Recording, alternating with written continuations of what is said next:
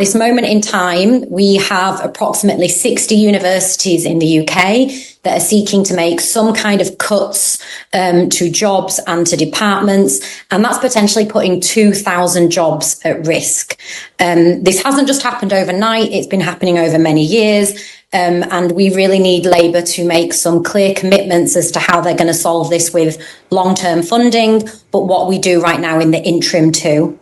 And I know that you've already had a meeting with Bridget Phillipson and Jackie Smith to talk about this. I mean, what are you asking them to do? In the long term, we need a sustainable funding model that doesn't plunge students into thousands of pounds worth of debt and continue this volatility that has caused the current crisis. In the short term, what we are saying is emergency funding needs to be put in place for what is in reality a small amount of universities that are genuinely facing financial problems, and a commitment that no member of staff will lose their job because of what has been mismanagement by previous governments and, let's be honest, some university leaders.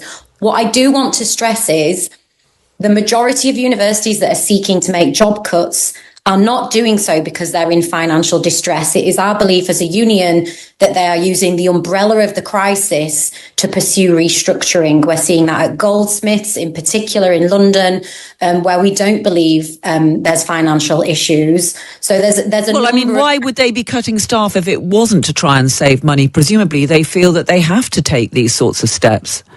There's two reasons I would put forward. One is I think that some institutions, and I think Goldsmiths is one of them, are interested in a restructuring, and that is what they're doing.